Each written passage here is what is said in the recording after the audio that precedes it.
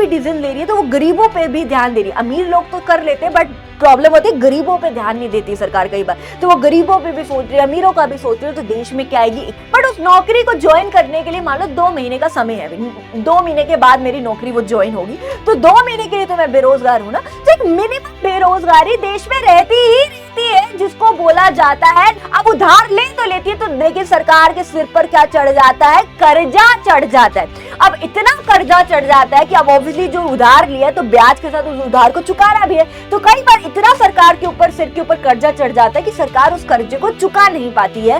Hello बच्चे लोग, कैसे हैं आप सब? उम्मीद कर रहे हो कि आप सभी बच्चे बहुत ही बढ़िया होंगे। सो मैं हूँ ताना मंजाल। मेरे प्यारे प्यारे बच्चे लोग, बच्चों आज के इस क्लास में हम लोग नया चैप्टर जो है आप लोगों का शुरू कर रहे हैं। चैप्टर का नेम एक बार फटाफट से आप लोग देख लीजिए। चैप्टर का जो नेम है वो है आपका economic system and common goals of 5-year plans. बहुत ही बढ़िया तरीके से इस चैप्टर को पढ़ते हैं।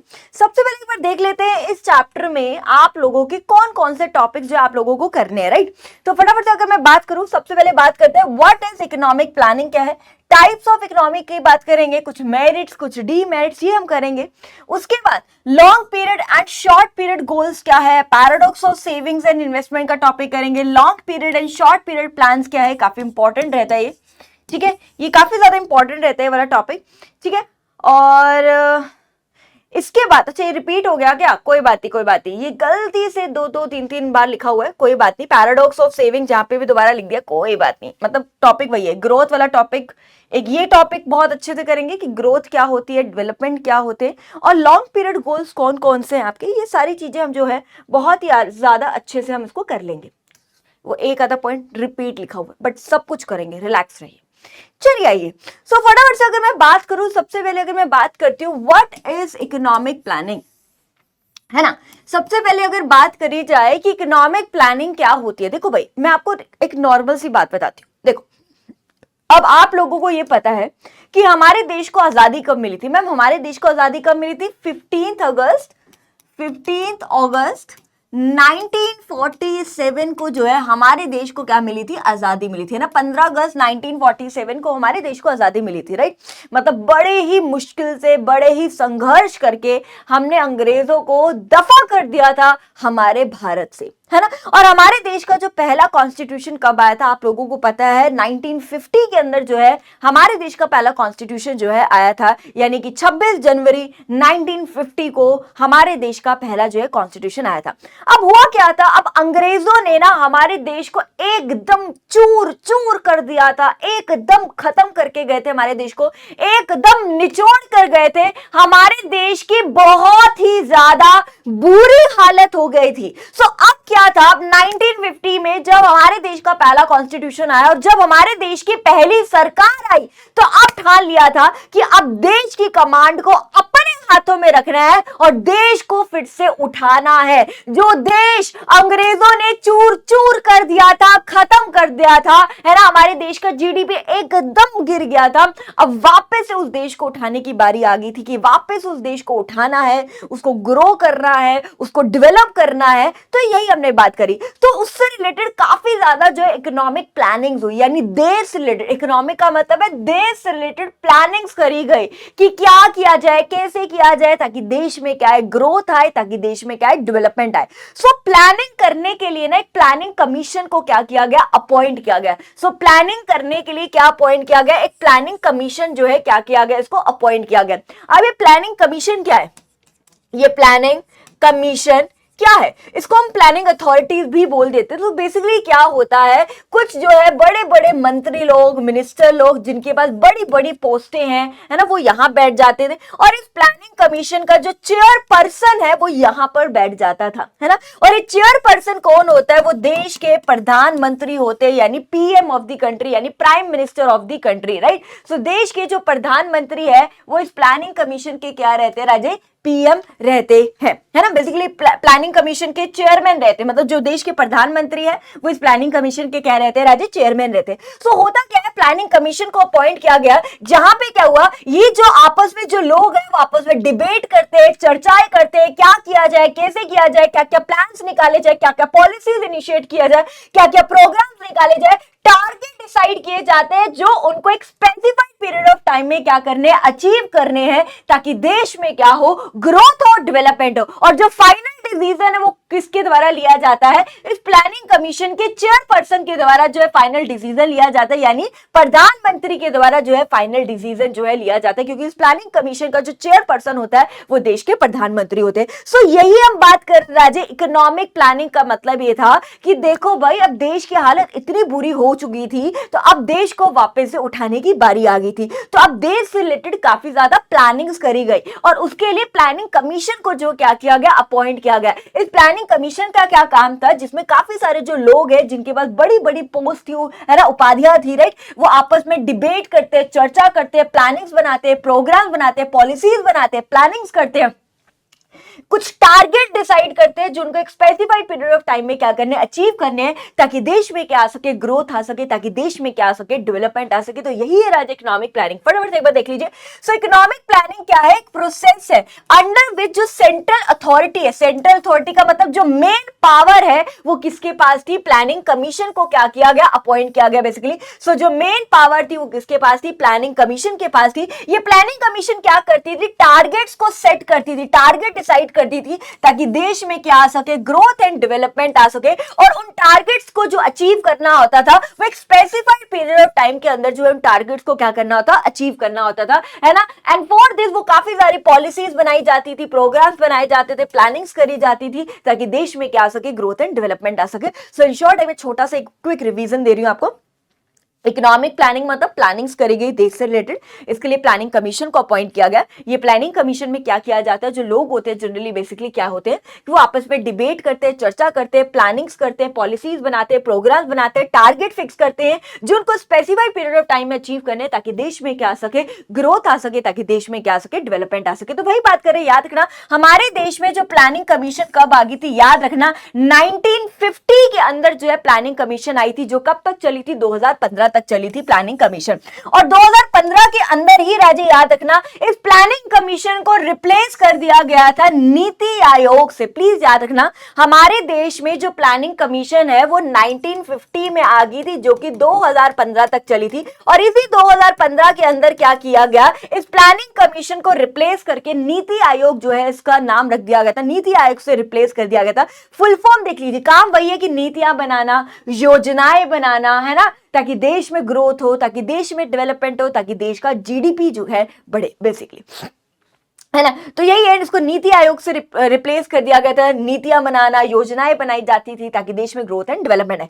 फुल फॉर्म देख लीजिए, वेरी इंपॉर्टेंट है फुल फॉर्म, आपके पास एमसीक्यू में पूछी जा सकती है। सो फुल फॉर्म है इसकी national institution for transforming India. National institution for transforming India मतलब एक तरह से ऐसा इंस्टीट्यूशन जिससे देश को ट्रांसफॉर्म किया जा रहा है, यानी एक नए भारत की तरफ जो है हम अपने भारत को लेकर जा रहे हैं, है ना, एक नए भारत की तरफ, है ना, एक नया आयोजन कर रहे हैं, से नया भारत, एक अच्छा भारत की तरफ, है ना। यानी यही है national institution for transforming India, यानी भारत को ट्रांसफॉर्म किया जाए एक नए, एक अच्छे भारत की तरफ, राइट, समझ पा रहे हो, है ना, यानी देश में ग्रोथ आना, डेवलपमेंट आना। तो वही हमने यहाँ पे बात करी, ठीक है। एक चीज याद रखना, ये भी आपको ऑलरेडी बता दिया है कि प्लानिंग कमीशन के चेयरपर्सन कौन होते हैं। इस प्लानिंग कमीशन के चेयरपर्सन कौन होते हैं, वो देश के प्रधानमंत्री होते हैं, यानी prime minister of the country, ठीक है। यहां तक सभी बच्चों को क्लियर है। चलिए, अब 3 टाइप्स ऑफ इकोनॉमी है जो मैं यहाँ पे बात करने वाली हूँ। ये वाला टॉपिक आप लोगों ने माइक्रो इकोनॉमिक्स में भी पढ़ लिया होगा, है ना।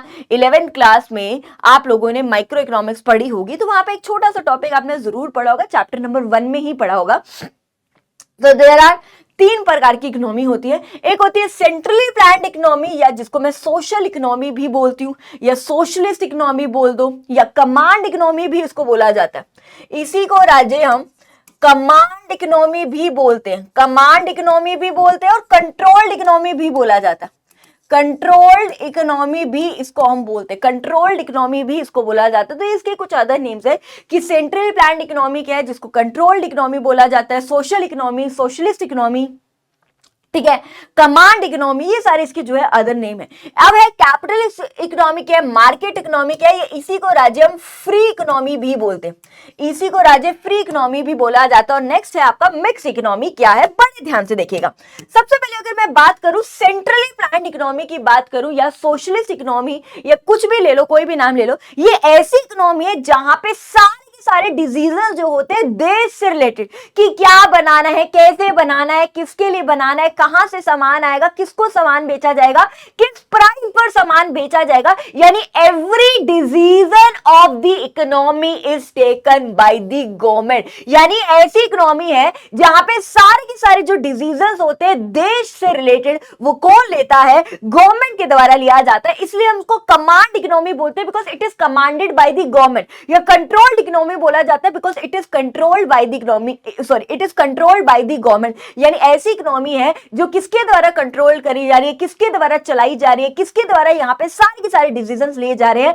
वो गवर्नमेंट के द्वारा जो है लिए जा रहे हैं। ये है आपकी सेंट्रली प्लान्ड इकोनॉमी, जहां पे सारे डिसीजंस कौन लेती है, गवर्नमेंट लेती है। अब बात करते हैं कैपिटलिस्ट इकोनॉमी क्या है, जिसको मार्केट इकोनॉमी या फ्री इकोनॉमी भी बोला जाता है।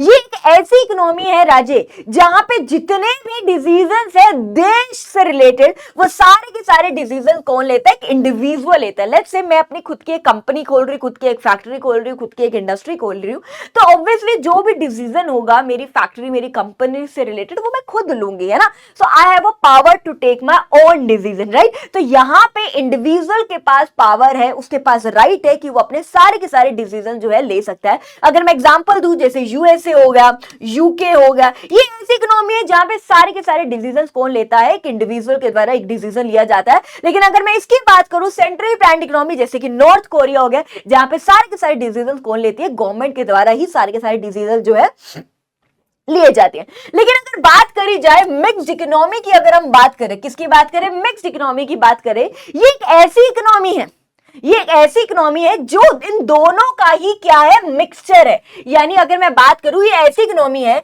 जहां पे गवर्नमेंट का भी रोल है प्लस एक इंडिविजुअल का भी रोल है, यानी ये इन दोनों का ही मिक्सचर है। यानी यहां पे जो डिसीजंस है देश से रिलेटेड, वो गवर्नमेंट के द्वारा भी लिए जाते हैं और एक इंडिविजुअल के द्वारा भी जो है एक डिसीजन लिया जाता है। जैसे कि अगर मैं एग्जांपल दूं तो वो हमारा देश है, हमारा भारत है, इंडिया है। अब इंडिया क्या है, इंडिया एक मिक्स्ड इकोनॉमी है जहां पे गवर्नमेंट का भी बहुत इंपॉर्टेंट योगदान रहता है और एक इंडिविजुअल यानी हम जैसे लोगों का भी बहुत इंपॉर्टेंट पावर है, हमें भी डिसीजन लेने की पावर है, राइट। तो यहां पे दोनों के द्वारा डिसीजन लिए जाते हैं, गवर्नमेंट के द्वारा भी लिए जाते हैं और एक इंडिविजुअल के द्वारा भी लिए जाते हैं। एम आई क्लियर याद है।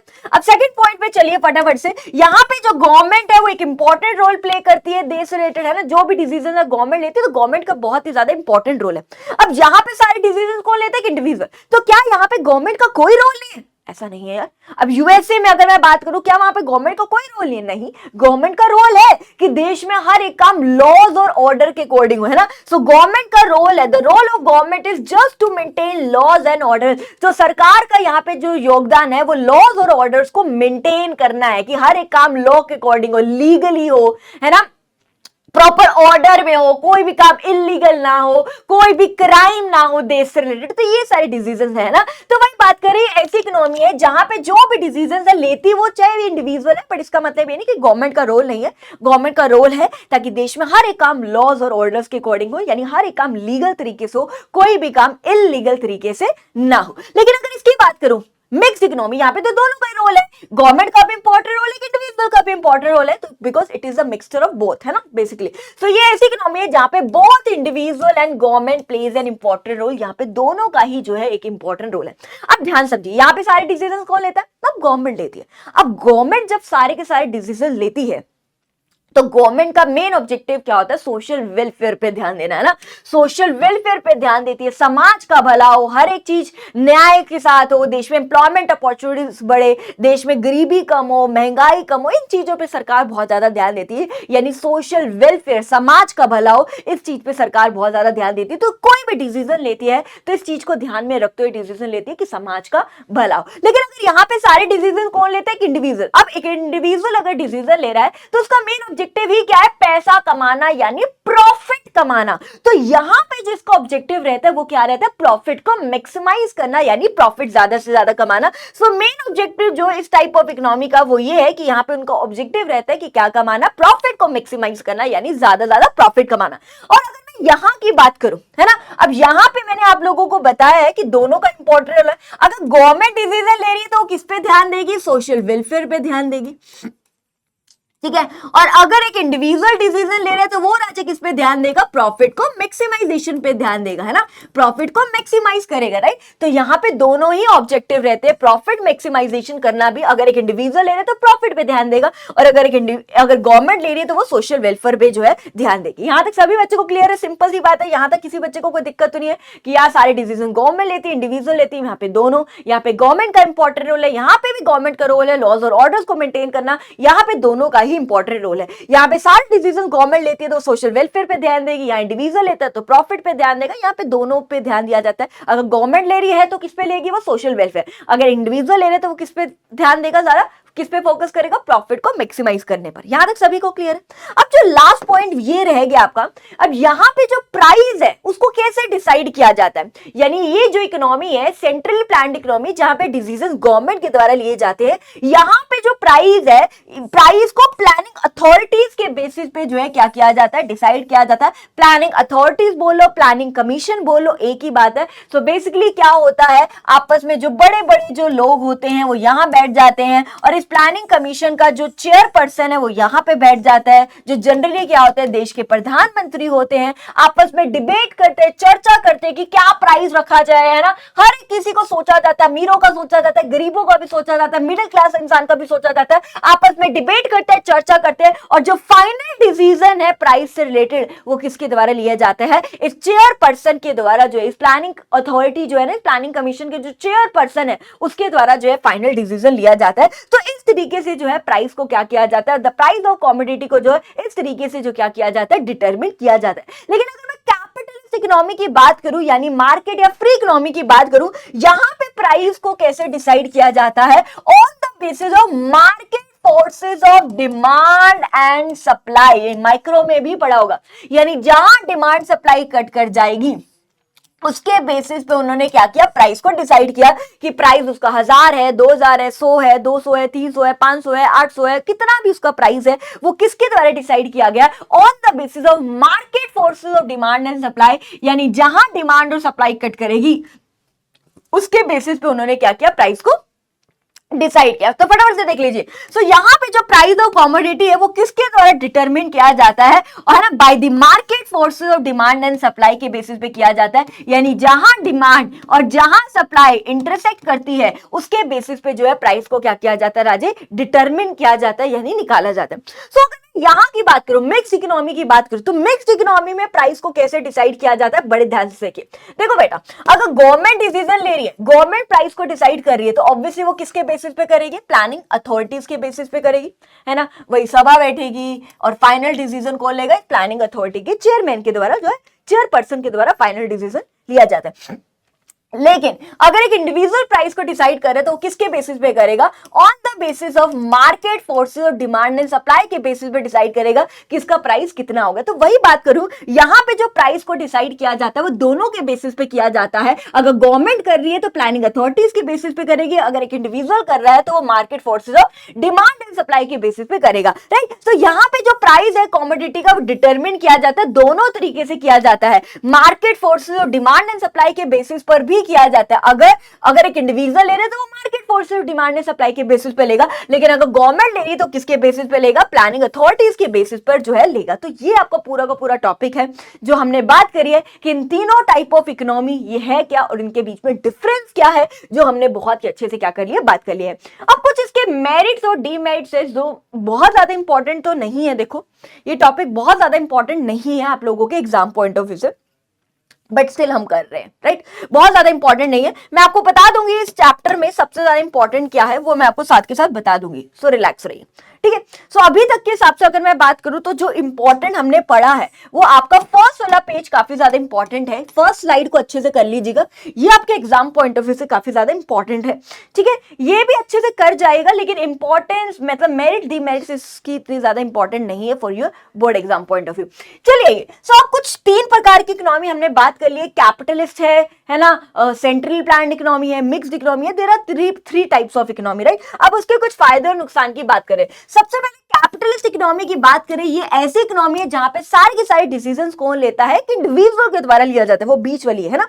सो ऐसी इकोनॉमी जहां पे सारे के सारे डिसीजन कौन लेता है, एक इंडिविजुअल लेता है, राइट। सिंपल सी बात है, market force demand and supply के बेसिस पे लेता है इंडिविजुअल, राइट। तो ये सो अंडर दिस इकोनॉमी जहां पे सारे के सारे डिजीजेस रिलेटेड टू कि क्या बनाना है, कैसे बनाना है, फॉर होम टू प्रोड्यूस, किसके लिए बनाना है, या कोई भी डिसीजन जो है इकोनॉमी से रिलेटेड वो किसके द्वारा लिया जाता है, कि इंडिविजुअल के द्वारा लिया जाता है on the basis of market force और डिमांड एंड सप्लाई के बेसिस पे जो है एक इंडिविजुअल डिसीजन लेता है। अगर मैं एग्जांपल की बात करूं तो जैसे यूएसए हो गया, यूके हो गया, तो ये इसके कुछ एग्जांपल्स है। अगर मैं बात करूं क्या फायदे हैं इस इकोनॉमी के और इसके क्या नुकसान है, अब आप खुद सोचिए कि आप एक इंडिविजुअल डिसीजन ले रहे हैं, है ना, मेरी खुद की कंपनी है, मेरी खुद की फैक्ट्री है, मेरा खुद का एक व्यापार है, कुछ भी ले लो, मैं अपना डिसीजन खुद से ले रही हूं, तो ऑब्वियसली मैं क्या करूंगी, ज्यादा प्रोडक्शन करूंगी, ज्यादा बनाऊंगी, ताकि ज्यादा बेच के ज्यादा क्या कमा पाऊं, पैसा कमा पाऊं, क्योंकि मेरा ऑब्जेक्टिव ही क्या, प्रॉफिट को मैक्सिमाइज करना, ज्यादा पैसा कमाना। तो अगर एक इंडिविजुअल डिसीजन ले रहे तो ज्यादा प्रोडक्शन पे ध्यान देगा,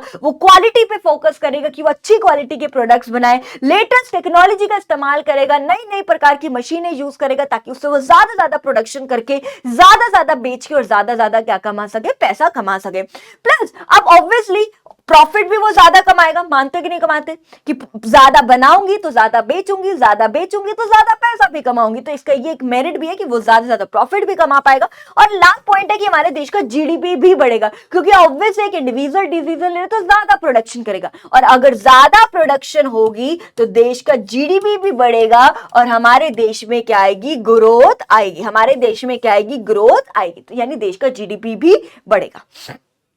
सिंपल, एम आई क्लियर। अब बात करते हैं कुछ डीमेरिट्स की, बात करते हैं यानी इस इकोनॉमी में बेसिकली क्या नुकसान है, क्या क्या डीमेरिट्स है। देखो भाई, ये ऐसी इकोनॉमी है जहां पे सारे डिसीजन कौन लेता है, एक इंडिविजुअल लेता है ना, एक इंडिविजुअल के पास पूरी पावर है कि वो खुद का डिसीजन खुद ले सकता है। अब ऑब्वियसली मेरा पर्पस ही यहाँ पे क्या, ज्यादा प्रॉफिट कमाना, प्रॉफिट कमाने के चक्कर में मैं प्राइस इतना हाई रख देती हूं कि सामने वाला कोई इंसान अफोर्ड ही नहीं कर पाता, राइट। तो इस वजह से क्या होता है कि मेरा फोकस सिर्फ अमीर लोगों पे ज्यादा फोकस है, क्योंकि मैं प्रॉफिट कमाने के लिए प्राइस ज्यादा कर देती हूं, तो इन शॉर्ट मैं सिर्फ अमीरों को फोकस कर रही हूं, गरीब लोगों को मैंने यहाँ पे क्या किया, फोकस नहीं किया, और जिसकी वजह से देश में क्या आ रही है, इनइक्वालिटी की प्रॉब्लम आ रही है, क्योंकि मेरा पैसा कमाना ही ऑब्जेक्टिव है। अब पैसे कमाने के चक्कर में मैं प्रोडक्ट का प्राइस इतना हाई रख देती हूँ कि मैं सिर्फ अमीरों को टारगेट कर रही हूँ, गरीब लोगों का नहीं सोच रही हूँ, और जिसकी वजह से जो है अमीर गरीब का फर्क बढ़ जाएगा देश में, और देश में क्या आ जाएगी, इनइक्वालिटी की प्रॉब्लम आ जाएगी। नेक्स्ट पॉइंट है, देखो नो डाउट इस इकोनॉमी में देश में ग्रोथ तो आएगी, ग्रोथ आने का मतलब यही मैंने आपको पहले भी बताया कि ऑब्वियसली प्रोडक्शन बढ़ेगी तो देश का जीडीपी बढ़ेगा, जीडीपी बढ़ेगा तो मतलब देश में ग्रोथ तो आएगी, मतलब देश में ग्रोथ तो आएगी, but without social justice, but social welfare नहीं हो पाएगा, समाज में जस्टिस मतलब न्याय नहीं हो पाएगा, समाज का भला नहीं हो पाएगा, क्योंकि ऑब्वियसली सिर्फ अमीरों का सोच रही हूँ, गरीबों का नहीं सोच रही हूँ, है ना, नई टेक्नोलॉजी लगाऊंगी, लेबर को नहीं लगा रही हूं अपने काम करने के लिए, मानते हो कि नहीं मानते हो, राइट। सिर्फ सोशल वेलफेयर नहीं होगा, क्योंकि मेरा पर्पस ही सिर्फ पैसा कमाना है, तो समाज में भला नहीं कर पाऊंगी, देश में इनइक्वालिटी की प्रॉब्लम बढ़ रही है, ऑब्वियसली आप देख पा रहे हो अमीर गरीब का फर्क बढ़ रहा है। तो भाई बात करें, नो डाउट इस इकोनॉमी में ग्रोथ तो आती है, बट समाज का भला नहीं हो पाता, यानी सोशल वेलफेयर या सोशल जस्टिस नहीं हो पाता है, जो तभी बात करें कि ग्रोथ तो होती है बट विदाउट सोशल जस्टिस, कि सोशल वेलफेयर जो है नहीं हो पाता है। अब बात करते हैं सोशलिज्म या सोशलिस्ट इकोनॉमी क्या है, या सेंट्रली प्लान्ड इकोनॉमी क्या है, या कमांड इकोनॉमी क्या है, या कंट्रोल्ड इकोनॉमी क्या है। ये ऐसी इकोनॉमी है विच इज कमांडेड या विच इज कंट्रोल्ड, है ना, या ऐसी इकोनॉमी है जहां पे सारे के सारे डिसीजंस कौन लेता है, गवर्नमेंट के द्वारा लिया जाता है, right. So under this economy all the decisions related to क्या बनाना है, कैसे बनाना है, किसके लिए बनाना है, या कोई भी डिसीजन है देश से रिलेटेड, वो किसके द्वारा लिया जाता है, गवर्नमेंट के द्वारा लिया जाता है। एग्जाम्पल देख लीजिए आप, नॉर्थ कोरिया। अब कुछ फायदे और नुकसान की बात करते हैं। अब गवर्नमेंट डिसीजन ले रही है, राइट, तो गवर्नमेंट डिसीजन ले रही है तो गवर्नमेंट गरीबों पे भी फोकस करेगी, यानी उस प्रोडक्ट का प्राइस ऐसा रखेगी कि गरीब लोग भी उसको अफोर्ड कर पाए, है ना। Does not ignore collective interest, है ना, कलेक्टिव इंटरेस्ट को इग्नोर नहीं करेगी, मतलब गवर्नमेंट कोई भी डिसीजन लेगी तो सिर्फ ये नहीं कि सिर्फ अमीरों का सोचेगी, या ये नहीं होगा सिर्फ गरीबों को सोचेगी, या ये नहीं होगा कि सिर्फ मिडिल क्लास को सोचेगी, वो सबका सोचेगी। सरकार के लिए सारे एक ही बराबर है, वो अमीरों का भी सोचेगी, गरीबों का भी सोचेगी, मिडिल क्लास का भी सोचेगी, यानी सबके इंटरेस्ट को इग्नोर नहीं करेगी, सबको एक साथ लेके चलेगी और उसके हिसाब से ही कोई डिसीजन को लेगी। सो इग्नोर नहीं करेगी सबके इंटरेस्ट को, कलेक्टिव इंटरेस्ट मतलब सबके इंटरेस्ट को वो ध्यान में रखते हुए कोई भी डिसीजन लेगी, राइट। और देश में क्या आएगी, इक्वेलिटी आएगी। देखो सीधी सी बात है, सरकार कोई भी डिसीजन ले रही है तो वो गरीबों पे भी ध्यान दे रही है। अमीर लोग तो कर लेते हैं बट प्रॉब्लम होती है, गरीबों पे ध्यान नहीं देती सरकार कई बार, तो वो गरीबों पे भी सोच रही है, अमीरों का भी सोच रही है, तो देश में क्या आएगी, इक्वेलिटी आएगी और देश में ग्रोथ तो होगी बट विद सोशल जस्टिस होगी। ग्रोथ का मतलब होता है देश का जीडीपी बढ़ना, और कब देश का जीडीपी बढ़ेगा, यानी जब देश में प्रोडक्शन बढ़ेगी। अब गवर्नमेंट कोई भी डिसीजन लेगी तो ऑब्वियसली प्रोडक्शन तो बढ़ेगी, यानी देश का जीडीपी तो बढ़ेगा, यानी देश में ग्रोथ तो आएगी, बट सोशल जस्टिस भी होगा देश में, यानी समाज का भी भला होगा, सोशल वेलफेयर भी होगा। क्योंकि कोई भी डिसीजन अगर गवर्नमेंट लेती है तो समाज का सोच के लेती है, देश में इक्वेलिटी आए, समानता आए, गरीबी ना हो, लोगों को काम मिले, धंधा मिले, तो सोशल वेलफेयर पर भी जो है सरकार क्या देती है, ध्यान देती है। तो वही बात है, यानी देश में ग्रोथ तो आती है but with social justice, but with social welfare, right? Am I clear? अब बात करते हैं उसके कुछ डीमेरिट्स की तरफ भी अगर मैं बात करूं तो आप खुद बताइए, ये एक ऐसी इकोनॉमी है जहां सारे डिसीजन कौन ले रही है, गवर्नमेंट ले रही है। अब गवर्नमेंट क्या है, गरीबों का बहुत ज्यादा सोचती है, तो इस चक्कर में जो प्रोडक्ट का प्राइस है वो क्या कर देती है, लो कर देती है ना, प्रोडक्ट का प्राइस थोड़ा कम कर देती है कि गरीब लोग खरीद पाए, गरीब लोग अफोर्ड कर पाए, क्योंकि गरीबों का बहुत सोचती है सरकार, है ना। और इस चक्कर में जो है वो प्रॉफिट है वो बहुत ही ज्यादा क्या कमा पाती है, कम, क्योंकि ऑब्वियसली प्राइस इतना कम कर देती है कि सरकार फिर प्रॉफिट ही नहीं कमा पाती इतना ज्यादा, है ना। नेक्स्ट क्या है, अब गवर्नमेंट कोई भी डिसीजन ले रही है, कोई भी करती है, तो वो ज्यादा किस पे फोकस करती है, लेबर इंटेंसिव टेक्नोलॉजी पे ज्यादा फोकस करती है कि लोगों को काम मिले, देश में लोगों बस काम आएगा तो पैसा आएगा तो गरीबी कम, तो इनइक्वालिटी की प्रॉब्लम का, क्योंकि गवर्नमेंट का ऑब्जेक्टिव ही क्या, सोशल वेलफेयर। तो इस चक्कर में जो है वो लेबर इंटेंसिव टेक्नोलॉजी का इस्तेमाल करती है, जिसकी वजह से जो है प्रोडक्शन थोड़ी क्या होती है, कम होती है, और देश का जीडीपी बढ़ता तो है लेकिन कम स्पीड से बढ़ता। तो वही बात करें, जीडीपी बढ़ता तो है, जीडीपी बढ़ने का मतलब देश में प्रोडक्शन बढ़ तो रही है लेकिन बहुत ज्यादा स्लो रेट से बढ़ती है। क्यों? क्योंकि गवर्नमेंट क्या यूज कर रही है, लेबर इंटेंसिव टेक्नोलॉजी का इस्तेमाल कर रही है, क्योंकि लेबर से काम कर रही है, लेबर से प्रोडक्शन हो रही है, तो ऑब्वियसली प्रोडक्शन तो हो रही है लेकिन बहुत कम स्पीड से। एक तरफ मैं मशीनों से करूं, एक तरफ मैं लेबर से करूं, तो आप खुद सोचिए मशीनों से आप ज्यादा प्रोडक्शन कर पाते हो एज कंपेयर टू लेबर। तो वही बात करें कि जीडीपी तो बढ़ रहा है लेकिन बहुत ही ज्यादा स्लो रेट से बढ़ रहा है, क्योंकि गवर्नमेंट किस पे फोकस करती है, लेबर इंटेंसिव टेक्नोलॉजी पे फोकस करती है। इस वजह से प्रोडक्शन बढ़ती तो है लेकिन कम स्पीड से बढ़ती है, और इस वजह से जीडीपी बढ़ता तो है लेकिन कम स्पीड से बढ़ता है। Next point and the last point है, कई बार सरकार डेट ट्रैप में फंस जाती है, कर्जे के जाल में फंस जाती है। अब देखिए यहां पे सारे के सारे डिसीजंस कौन ले रही है, गवर्नमेंट ले रही है, यानी सारे डिसीजंस किसके द्वारा लिए जा रहे हैं, देश से रिलेटेड सरकार के द्वारा लिए जा रहे हैं। और इस चक्कर में सरकार को बहुत सारे खर्चे करने पड़ते हैं, राइट, खर्चे करने पड़ते हैं ताकि देश में ग्रोथ आए, डेवलपमेंट आए। लेकिन कई बार सरकार के पास इतना पैसा नहीं है जितना सरकार को खर्चा करना पड़ रहा। अब पैसा है नहीं, देश में खर्चे करने पड़ रहे हैं ताकि देश में ग्रोथ एंड डेवलपमेंट आए, तो इस चक्कर में कई बार सरकार क्या ले लेती है, उधार ले लेती है, बोरोइंग्स कर लेती है, कहीं से भी कर लेती है, कभी आरबीआई से कर लेती है, कभी बाहर के देश से उधार ले लेती है, कई बार आम जनता कहीं से भी वो कई बार क्या ले लेती है, उधार ले लेती है। अब उधार ले तो लेती है ना, ताकि देश में पैसा लगाए। अब उधार ले तो लेती है तो देखिए सरकार के सिर पर क्या चढ़ जाता है, कर्जा चढ़ जाता है। अब इतना कर्जा चढ़ जाता है कि अब ऑब्वियसली जो उधार लिया तो ब्याज के साथ उस उधार को चुकाना भी है, तो कई बार इतना सरकार के ऊपर, सिर के ऊपर कर्जा चढ़ जाता है कि सरकार उस कर्जे को चुका नहीं पाती है, और सरकार किस में फंस जाती है, कर्जे के जाल में फंस जाती है, यानी डेट ट्रैप में। डेट का मतलब है कर्जा, ट्रैप का मतलब है जाल में, कर्जे के जाल में जो है सरकार फंस जाती है। तो वही बात कर रही हूं कि इस टाइप ऑफ इकोनॉमी में सारे डिसीजन गवर्नमेंट लेती है, तो गवर्नमेंट को बहुत सारे खर्चे करने पड़ते हैं, तो कई बार गवर्नमेंट के पास इतना पैसा नहीं होता, तो इस चक्कर में सरकार क्या करती है, कई बार उधार ले लेती है पैसा। अब उधार ले लेती है तो लेकिन उधार चुका नहीं पाती, इस चक्कर में सरकार किसमें फंस जाती है, डेट ट्रैप में फंस जाती है, यानी कर्जे के जाल में जो है सरकार क्या हो जाती है, फंस जाती है, जो कि हमने यहाँ पे क्या करी, बात करी। नेक्स्ट कुछ भी नहीं है, बहुत नॉर्मल है और इतना इंपॉर्टेंट भी नहीं है तुम्हारे एग्जाम पॉइंट ऑफ व्यू से, छोटा सा क्वेश्चन मैं आपको होमवर्क में भी दूंगी। चलिए अब मिक्स इकोनॉमी की बात करते हैं। ऐसी इकोनॉमी है जहां सारे के सारे डिसीजन की क्या बनाना है, कैसे बनाना है, किसके लिए बनाना है, या कोई भी डिसीजन देश रिलेटेड किसके द्वारा लिए जाते हैं, दोनों के द्वारा लिए जाते हैं, यानी कि इंडिविजुअल और एक गवर्नमेंट दोनों के द्वारा जो है यहाँ पे क्या लिए जाते हैं, डिसीजन लिए जाते हैं। मिक्स का मतलब ही क्या था, मिक्सचर ऑफ बोथ, है ना, एक इंडिविजुअल भी डिसीजन लेता है और गवर्नमेंट भी डिसीजन लेता है। तो इसका जो एग्जाम्पल है वो क्या है, राजे, इंडिया है। अब आपके लिए छोटा सा चीज है कि आपको खुद से इसके मेरिट मेरिट्स बनाना, आप खुद से बनाइए। एक बार आपने वो दोनों पढ़ लिए, दोनों का मिक्सचर करिए, शफलिंग करके आप बहुत इजीली बना सकते हो। कुछ नहीं, एग्जाम में भी नहीं आता तो रिलैक्स भी मारिए, कोई दिक्कत वाली बात नहीं है।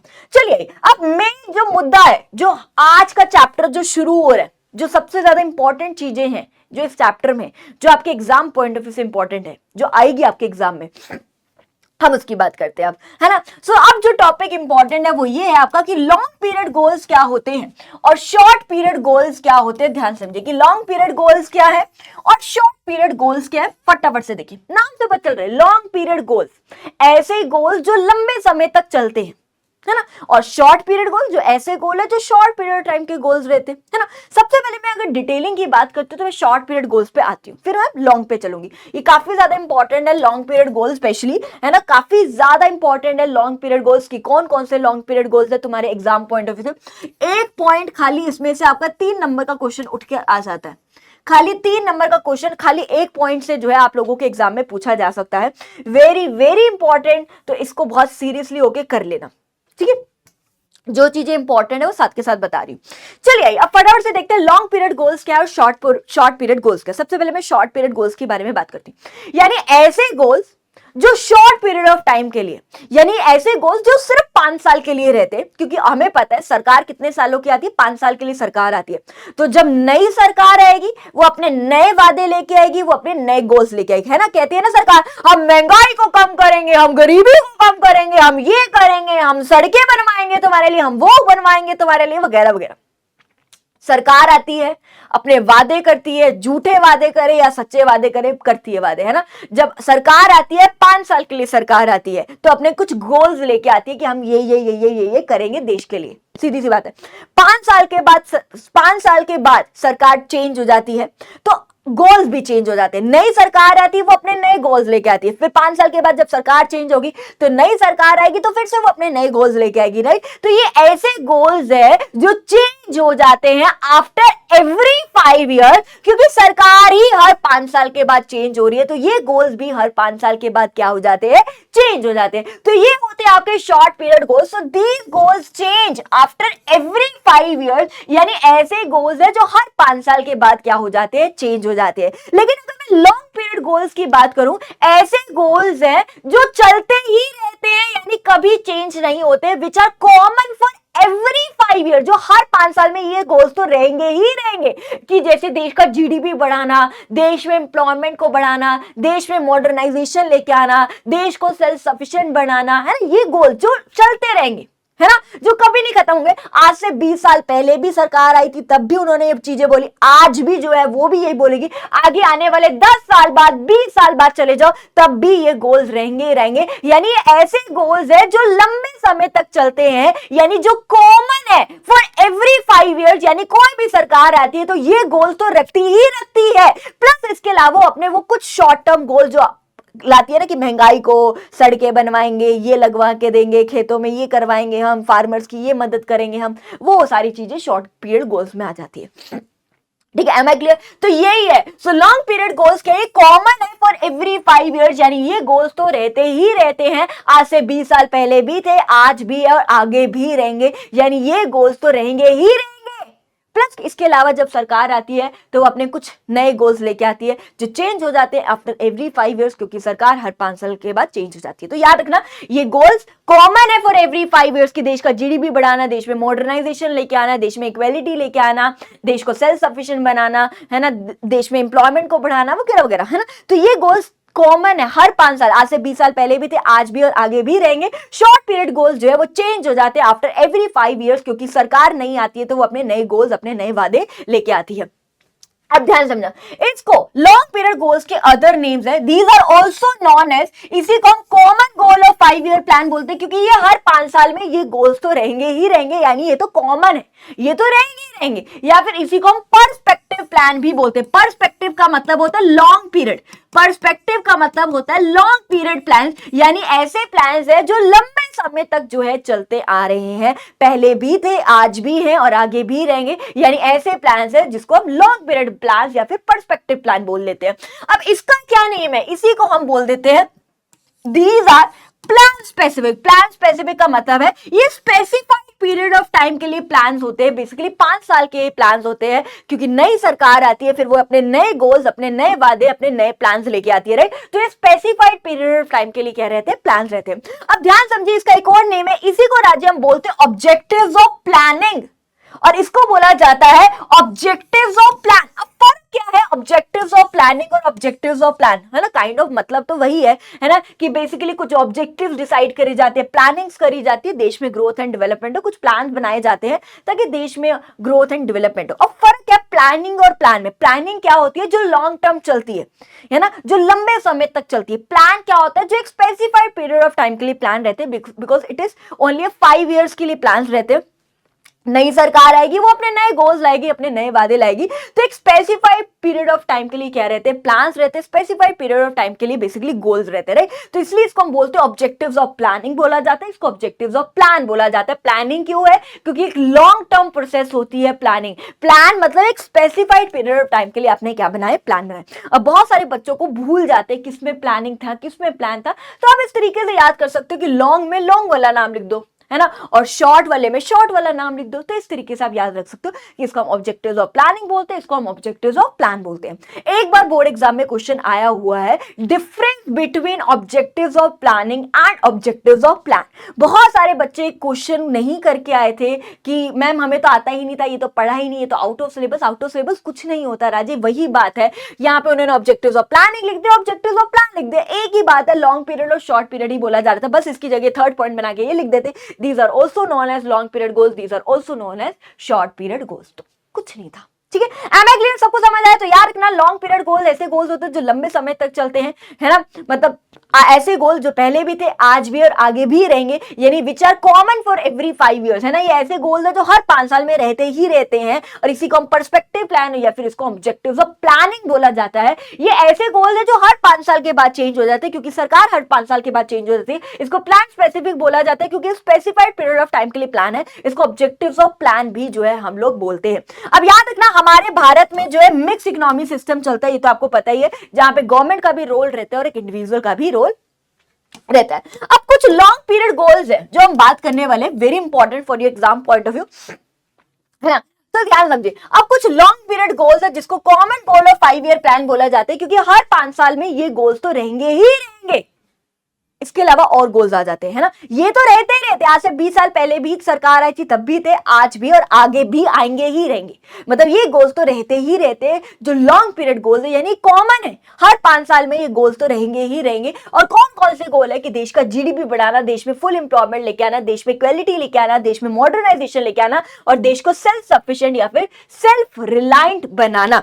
चलिए एक एक करके बात करते हैं। सबसे पहला गोल क्या है आपका? Increase in GDP. तो सबसे पहला जो हमारा लॉन्ग पीरियड गोल है वो है जीडीपी बढ़ाना। आज से 20 साल पहले भी था, आज भी और आगे भी रहेगा कि देश का जीडीपी बढ़े, देश का जीडीपी बढ़े, है ना। तो देश का जीडीपी बढ़ाने का मतलब क्या? इंक्रीज इन जीडीपी का मतलब है कि देश में प्रोडक्शन को बढ़ाओ, है ना। तो गवर्नमेंट का एक ऑब्जेक्टिव रहता है कि देश में क्या आना? जीडीपी को बढ़ाना। जीडीपी को बढ़ाने का मतलब है increase in the level of production in the economy, कि देश में प्रोडक्शन को बढ़ाना, क्योंकि जितनी ज्यादा देश में प्रोडक्शन होगी उतना ही ज्यादा देश का जो है जीडीपी बढ़ेगा। हमेशा याद रखिएगा, GDP gross domestic product. Domestic का मतलब है अपने देश की बात करना, प्रोडक्ट मतलब प्रोडक्शन से रिलेटेड, यानी जितनी ज्यादा हमारे देश में प्रोडक्शन होगी उतना ही ज्यादा देश का जीडीपी होगा, याद रखना।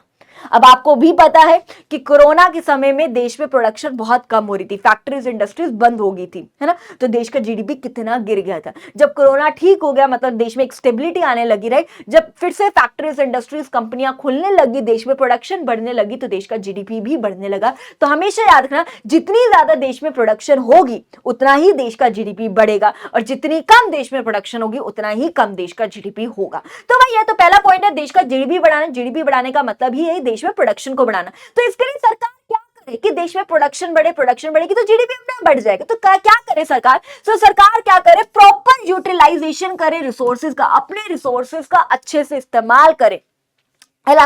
रिसोर्सेज जैसे कि लैंड, लेबर का अच्छे से इस्तेमाल करे, पैसे का अच्छे से इस्तेमाल करे, रॉ मटेरियल का अच्छे से इस्तेमाल करे, यानी अपने रिसोर्सेज को अच्छे से इस्तेमाल करो, फुली यूटिलाइज करो, ताकि देश में प्रोडक्शन बढ़े, और प्रोडक्शन बढ़ेगी तो क्या होगा? देश का जीडीपी अपने आप ही बढ़ जाएगा। नेक्स्ट है क्या लेके आए? टेक्नोलॉजी को इंप्रूव करे, देश में इनोवेशंस लेके आए, अच्छी अच्छी मशीनों को इन्वेंट करे, टेक्नोलॉजी का इस्तेमाल करे, अच्छी अच्छी मशीनों से प्रोडक्शन करे, ताकि ज्यादा देश में प्रोडक्शन बढ़ेगी, और ज्यादा ज्यादा देश में प्रोडक्शन बढ़ेगी तो देश का जीडीपी जो है अपने आप बढ़ेगा। तो वही है, तो गवर्नमेंट का एक ऑब्जेक्टिव है कि देश का जीडीपी बढ़ाना है ना। जीडीपी बढ़ाने का मतलब है देश में प्रोडक्शन को बढ़ाना। इसके लिए सरकार क्या करे, प्रॉपर यूटिलाइज करे रिसोर्सेज को, दूसरा क्या करे, इंप्रूव करे टेक्नोलॉजी वगैरह को। नेक्स्ट पॉइंट क्या है आपका, फुल एम्प्लॉयमेंट को लेकर।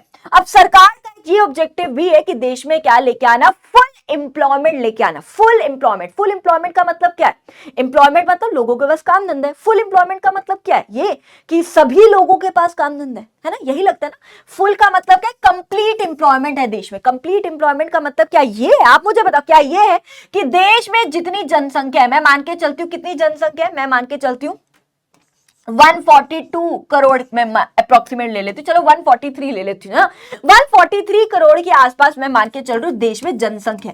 तो क्या फुल एम्प्लॉयमेंट का मतलब ये है कि जितने भी लोग हैं हमारे देश में सभी के पास काम होना, क्या ये है फुल एम्प्लॉयमेंट का मतलब? What is full employment? यानी सभी के पास काम है, कंप्लीट एम्प्लॉयमेंट है। मतलब क्या ये है कि सभी लोगों के पास काम है देश में, यानी जितनी जनसंख्या देश में सभी के सभी लोगों के पास काम है? अरे नहीं, ये मतलब नहीं है फुल एम्प्लॉयमेंट का। फुल एम्प्लॉयमेंट का मतलब है जितने लोग काम करना चाहते हैं देश में, चाहे जनसंख्या है 143 करोड़ के आसपास, लेकिन काम मान लो सिर्फ 50 करोड़ लोग करना चाहते हैं, है ना। बहुत सारे लोग काम नहीं करना चाहते, राइट। मान लो काम सिर्फ 50 करोड़ लोग करना चाहते हैं, तो जितने लोग काम करना चाहते हैं यानी विलिंग है टू वर्क, जो काम करना चाहते हैं उन सभी लोगों के पास काम होना, उसी को बोलते हैं हम full employment. So full employment का मतलब है कि जितनी पॉपुलेशन है उन लोगों के पास काम नहीं होना। वो मतलब नहीं कि जितने लोग हैं सभी के पास काम होना, नहीं। फुल एम्प्लॉयमेंट का मतलब है जो लोग काम करना चाहते हैं उन सभी लोगों के पास काम होना। जो भी मार्केट में वेज रेट चल रही है उस रेट पे वो काम कर रहे हैं। जो लोग काम करना चाहते हैं उस, है ना, जो लोग काम करना चाहते हैं उन सभी लोगों के पास काम होना, उसी को क्या बोला जाता है, फुल एम्प्लॉयमेंट बोला जाता है। क्या बोला जाता है, फुल एम्प्लॉयमेंट। तो देख लीजिए, सो इट इज सिचुएशन, ऐसी सिचुएशन है when people are willing to do work, है ना, है ना। विलिंग टू डू वर्क का मतलब है जो लोग काम करना चाहते हैं, आर गेटिंग वर्क, उनके पास काम है एट एग्जिस्टिंग वेज रेट, यानी जो भी मार्केट में वेज रेट चलती है उस रेट पे वो काम करना चाह रहे हैं। यानी जो लोग काम करना चाहते हैं, मान लो 50 करोड़ लोग काम करना चाहते हैं, उनके पास काम है ना। आर गेटिंग वर्क मतलब उन लोगों के पास काम है, उसी को बोला जाता है फुल एम्प्लॉयमेंट। बट इसका मतलब ये नहीं होता कि देश में जीरो अनएम्प्लॉयमेंट है, यानी कोई भी बेरोजगार नहीं है। But it does not mean कि देश में जीरो अनएम्प्लॉयमेंट, जीरो का मतलब कोई भी बेरोजगार नहीं है। एक मिनिमम बेरोजगारी देश में रहती ही रहती है। आपको भी दिख रहा है कि काम इतने करना चाह रहे हैं, एक मिनिमम बेरोजगारी तो देश में रहती रहती। किस वजह से रहती? कुछ लोग ऐसे होते हैं जो जिनकी हेल्थ कंडीशंस ही काम नहीं देती कि वो काम नहीं कर पाते, या कुछ लोग ऐसे होते हैं आज मैं काम कर रही हूं लेकिन मैंने उस नौकरी को लात मार दी, मैंने नई नौकरी भी ढूंढ ली, बट उस नौकरी को ज्वाइन करने के लिए मान लो 2 महीने का समय है, 2 महीने के बाद मेरी नौकरी वो ज्वाइन होगी, तो 2 महीने के लिए तो मैं बेरोजगार हूं ना। तो एक मिनिमम बेरोजगारी देश में रहती ही रहती है, जिसको बोला जाता है नेचुरल अनएम्प्लॉयमेंट। यानी ये बेरोजगारी तो नेचुरल है, देश में रहेगी ही रहेगी, ये हम बात कर रहे हैं। प्लीज ध्यान समझिए, फटाफट से मैं आपको फटाफट से सब कुछ समझा देती हूँ। मैंने अभी तक क्या बताया, देखो फुल एम्प्लॉयमेंट का मतलब ये होता है कि जितने लोग काम करना चाहते हैं देश में उन सभी लोगों के पास काम होना एक एग्जिस्टिंग वेज रेट पे, उसको हम बोलते हैं फुल एम्प्लॉयमेंट। बट इसका मतलब ये नहीं है, but it does not mean the situation of zero unemployment in the economy. But इसका मतलब ये नहीं कि देश में कोई भी बेरोजगार नहीं है।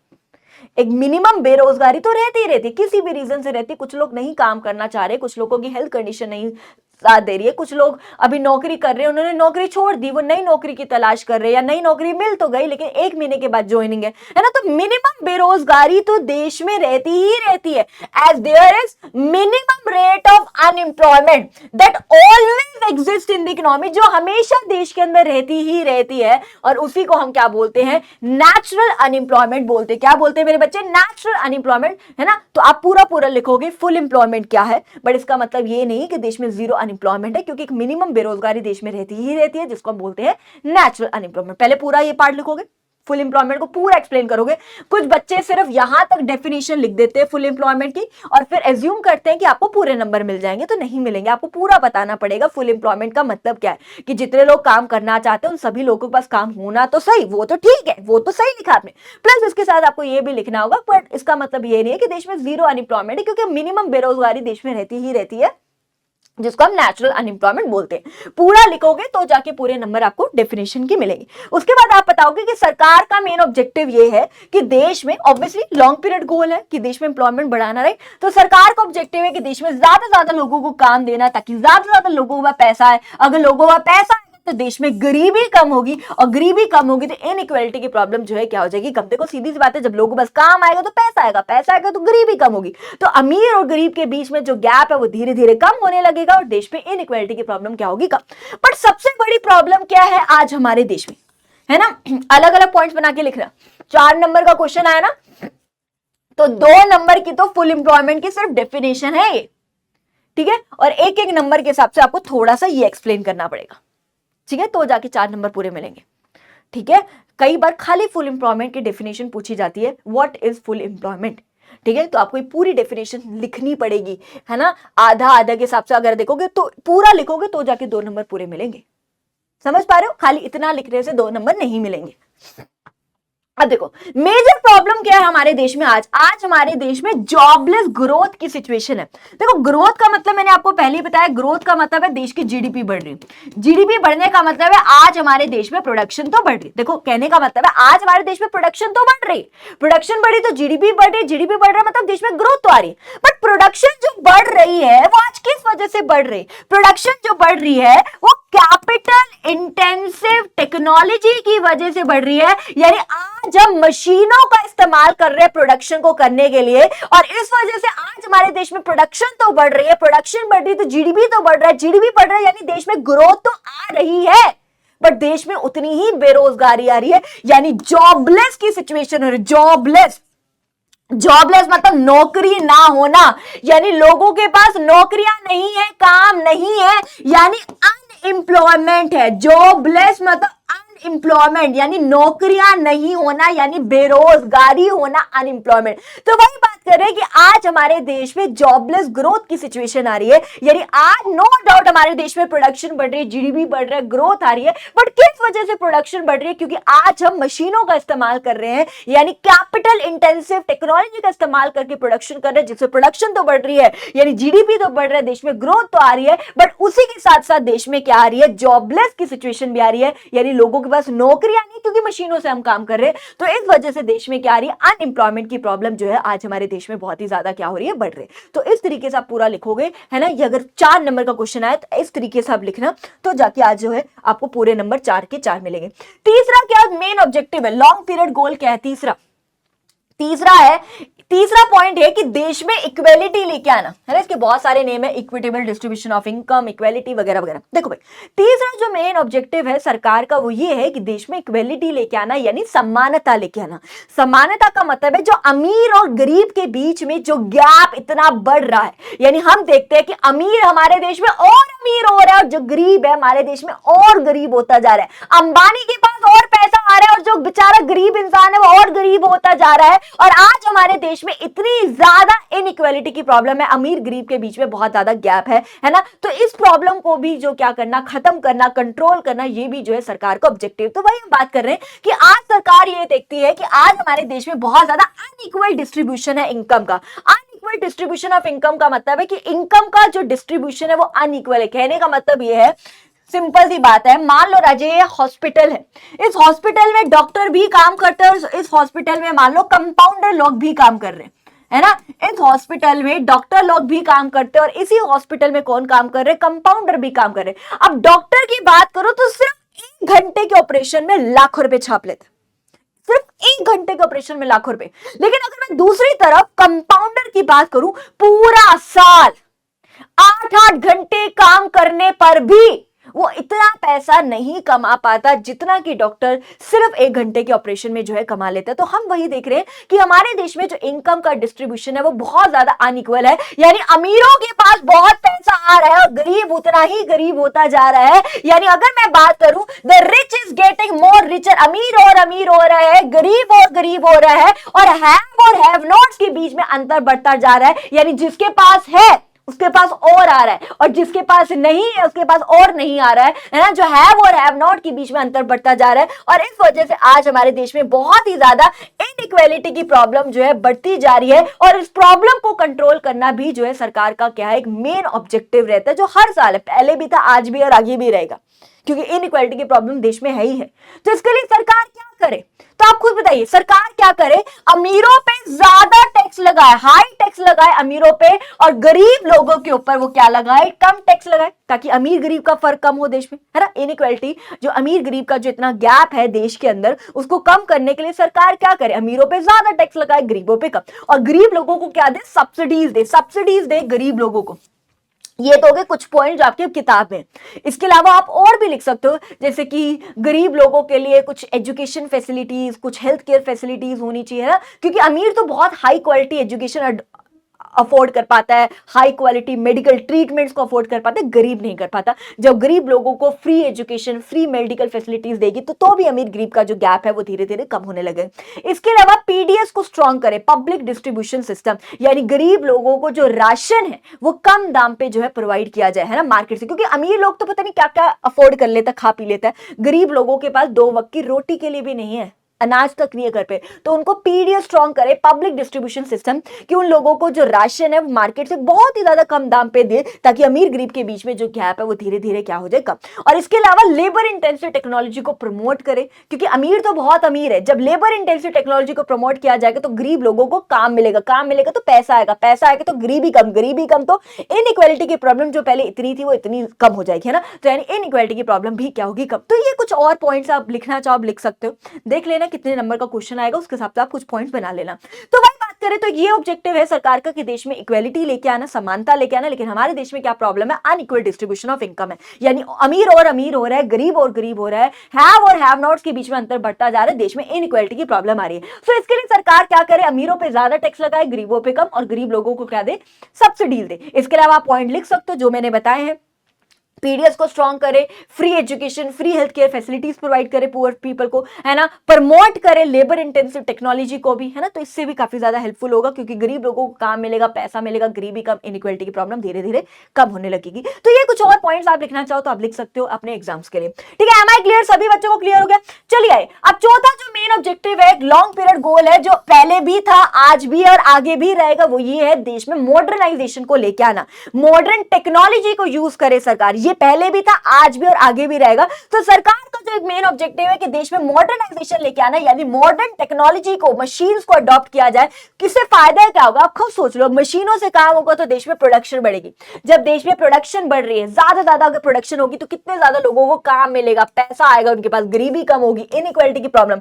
जब लोगों का पैसा आएगा तो देश में लोग खरीदेंगे, डिमांड करेंगे। जब लोग खरीद रहे तो बनाने वाला और बनाएगा, है ना। तो देश का जीडीपी बढ़ेगा, जीडीपी बढ़ेगा तो देश में क्या आएगी, ग्रोथ एंड डेवलपमेंट आएगी, यानी हमारा देश क्या करेगा, तरक्की करेगा, सीधी सी बात है, देश में ग्रोथ एंड डेवलपमेंट आएगी। तो वही बात करें तो एक ये ऑब्जेक्टिव भी है, एक लॉन्ग पीरियड गोल है, पहले भी था, आज भी और आगे भी रहेगा, कि मॉडर्नाइजेशन लेके आई जाए, है ना। ज्यादा मॉडर्न टेक्नोलॉजी को हम यूज करें, जैसे जैसे बड़ी अमेरिका जैसे मॉडर्न टेक्नोलॉजी यूज करते हैं, हम लोग भी करें। जिससे फायदा क्या होगा, देखो सीधी सी बात है, जब मॉडर्न टेक्नोलॉजी को यूज करेंगे तो ज्यादा प्रोडक्शन होगी, ज्यादा लोगों को काम मिलेगा, पैसा आएगा, गरीबी कम, इनइक्वालिटी की प्रॉब्लम कम। जब लोगों का पैसा आएगा तो लोग खरीदेंगे तो देश में और प्रोडक्शन बढ़ेगी, है ना। देखो लोग खरीद रहे हैं तो पैसा आएगा तो लोग खरीदेंगे तो बनाने वाला और बनाएगा, और प्रोडक्शन होगी तो और जीडीपी तो देश में क्या आएगी, और ज्यादा ग्रोथ एंड डेवलपमेंट। अब यहां से जो सबसे ज्यादा इंपॉर्टेंट पॉइंट यह आता है, याद रखना, मॉडर्नाइजेशन तो देखो सरकार का ऑब्जेक्टिव है ये लेके आना, बट मॉडर्नाइजेशन का मतलब ये नहीं है कि देश में अनएम्प्लॉयमेंट को प्रमोट करे सरकार।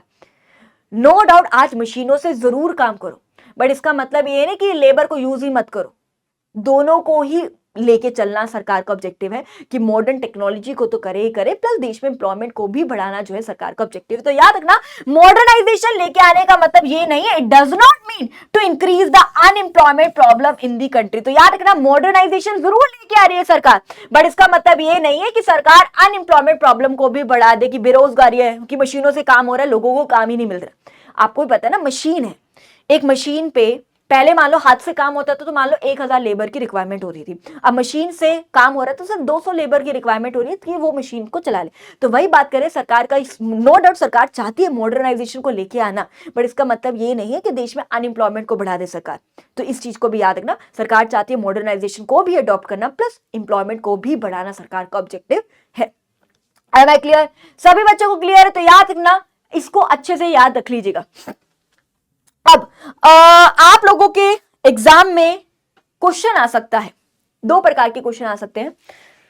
क्वेश्चन आ सकता है कुछ घुमा फिरा के यहां से कि मॉडर्नाइजेशन से कैसे कॉन्ट्राडिक्ट होती है आपकी एम्प्लॉयमेंट, मतलब मॉडर्नाइजेशन लेके आने से कैसे एम्प्लॉयमेंट अपॉर्चुनिटी आपको पता कम हो जाएगी। तो आप थोड़ा बहुत लिख देना कि मशीनों का इस्तेमाल करेंगे तो मशीनों से काम करें तो लेबर की रिक्वायरमेंट कम हो जाएगी, जिससे देश में अनएम्प्लॉयमेंट की प्रॉब्लम बढ़ जाएगी। तो अपना दिमाग है ना इतना तेज दौड़ाइए, इतना प्रैक्टिकली अप्रोच रखिए कि किसी भी टाइप का क्वेश्चन आए तो आप उस तरीके से आप अपने आंसर को मोल्ड कर सके। या ये बोल सकते हैं कि मॉडर्नाइजेशन से कॉम्प्लीमेंट होती है आपकी एम्प्लॉयमेंट। तो आप लिख देना कि मशीनों को इस्तेमाल करने के लिए भी तो वी नीड लेबर ना, मशीन अपने आप तो नहीं चलेगी, है ना, वी नीड लेबर, मशीन को ऑन करने के लिए, मशीनों को चलाने के लिए भी वी नीड लेबर। तो मॉडर्नाइजेशन लेके आ रहे हैं, मशीन इस्तेमाल करें तो इससे लेबर की रिक्वायरमेंट भी बढ़ेगी, नो डाउट, है ना। ऑब्वियस ही बात है, आपकी पहली फैक्ट्री में 4 मशीनें थी, अब आपकी फैक्ट्री में मान लो 5 मशीनें, आप 5वीं मशीन लेके आए तो आप लेबर की रिक्वायरमेंट भी तो बढ़ेगी 5वीं मशीन को चलाने के लिए, तो लेबर की रिक्वायरमेंट भी बढ़ेगी, एम्प्लॉयमेंट अपॉर्चुनिटीज बढ़ेगी। तो किसी भी तरीके से क्वेश्चन आ जाए तो आप अपने आंसर्स को उस तरीके से मोल्ड कर लीजिएगा,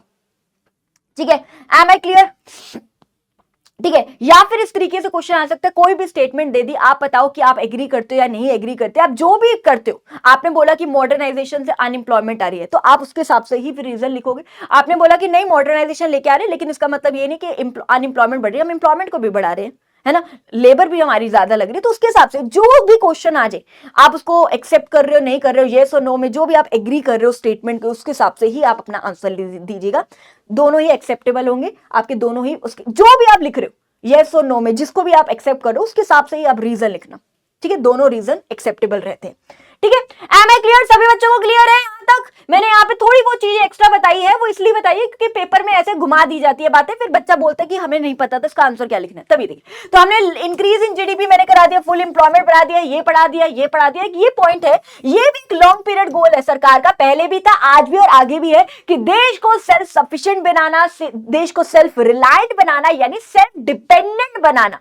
यानी कहने का मतलब है कि हम अपने देश में प्रोडक्शन करें, बाहर के देश से ना खरीदे, यानी इंपोर्ट ना करें। जब हम अपने देश में प्रोडक्शन करेंगे तो ऑब्वियसली हमारे देश का जीडीपी बढ़ेगा, हमारे देश में ग्रोथ एंड डेवलपमेंट आएगी। तो सीधी सी बात है, क्या बोला जा रहा है कि हम सेल्फ डिपेंडेंट हो, यानी हम अपने देश में प्रोडक्शन करें और बाहर की कंट्री से इंपोर्ट ना करें, खरीदे ना। और जब हम अपने देश में प्रोडक्शन करेंगे तो ऑब्वियसली बात है हमारे देश का जो है जीडीपी बढ़ेगा और हमारे देश में क्या आएगी, ग्रोथ एंड डेवलपमेंट आएगी, और हमारा देश क्या बन जाएगा, सेल्फ सफिशिएंट हो जाएगा, सेल्फ डिपेंडेंट हो जाएगा, उसको किसी भी बाहर के देश पे डिपेंड ना होना पड़े। देखो सीधी सी बात है, पहले क्या हो रहा था राजे, हम आपको पता है अंग्रेजों ने हमें बहुत बड़ा इंपोर्टर बना दिया था फिनिश गुड्स का, है ना। हम एक्सपोर्टर ऑफ रॉ मटेरियल जरूर थे, लेकिन हर एक चीज के लिए बाहर से हम क्या कर रहे थे, फिनिश गुड्स को खरीदते थे, यानी बहुत बड़े इंपोर्टर बन गए थे, है ना।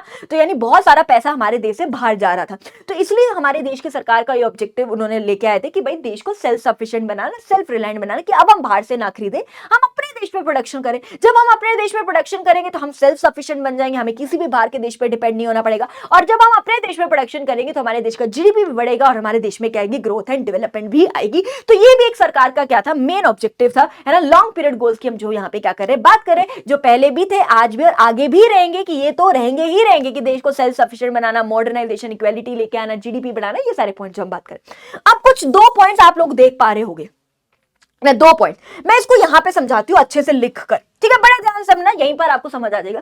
देखो भाई, अब आपको ये पता है, बड़े ध्यान से समझना, हमें पता है 1950 के अंदर जो है हमारे देश में क्या आई थी, प्लानिंग कमीशन आई थी, है ना। प्लानिंग कमीशन आई थी, प्लानिंग कमीशन आई थी, ये आपको पता है।